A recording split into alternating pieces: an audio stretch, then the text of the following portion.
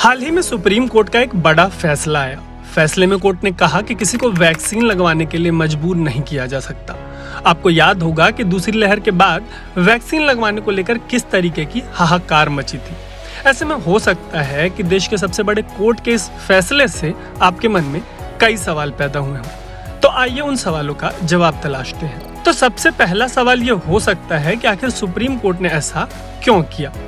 इसका जवाब है कि कोर्ट ने एक इंसान के स्वतंत्रता के अधिकार को ध्यान में रखते हुए ये फैसला दिया है। इस फैसले के मुताबिक पब्लिक सेफ्टी का ख्याल रखते हुए सरकार को पाबंदियां लगाने का अधिकार है।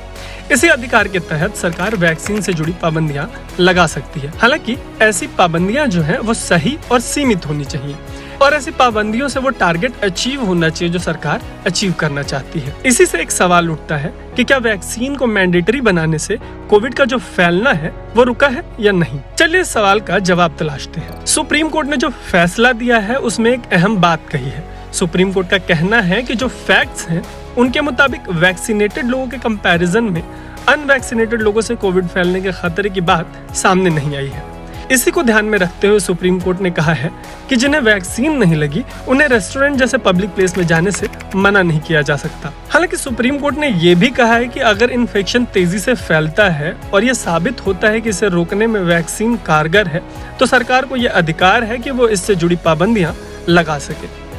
अब फिर से बात करते हैं सेकेंड वेव की। तब डेल्टा ने जैसी तबाही मचाई थी उसकी वजह से वैक्सीन की मांग काफी ज्यादा बढ़ गई थी।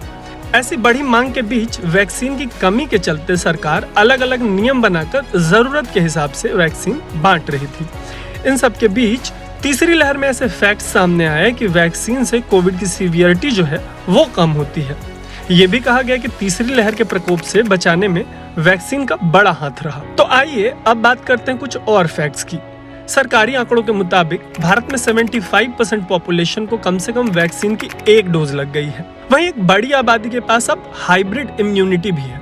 हाइब्रिड इम्यूनिटी का मतलब वो इम्यूनिटी जो कोविड होने और वैक्सीन लगने के बाद दोनों से मिली हो। एक और फैक्ट ये है कि पश्चिमी देशों में लोगों को वैक्सीन के 3-3 डोज लग चुके हैं। फिर भी कई देशों में नए वेरिएंट का इन्फेक्शन जो है वो जंगल की किसी आग की तरफ फैल रहा है। ऐसे में भारत में लोगों के बीच बूस्टर डोज को लेकर जो जोश है वो बहुत हाई नहीं है। पहली और दूसरी लहर के बीच लोगों में वैक्सीन हेजिटेंसी की बात सामने आई थी, लेकिन तीसरी लहर के बाद हर चीज को पूरी तरीके से अनलॉक कर दिया गया। सब कुछ रीओपन करने के बावजूद देश भर में कोविड के जो मामले हैं वो मुट्ठी भर आ रहे हैं। ऐसे में जाहिर सी बात है कि वैक्सीन में लोगों की दिलचस्पी जो है वो कम होगी।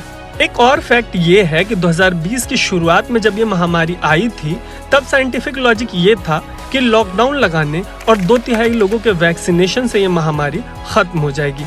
लेकिन महामारी के 2 साल बाद ऐसा होता दिखाई नहीं दे रहा। अब देखना होगा कि क्या कोई ऐसी वैक्सीन आती है जो इस बीमारी को फैलने से रोक सके।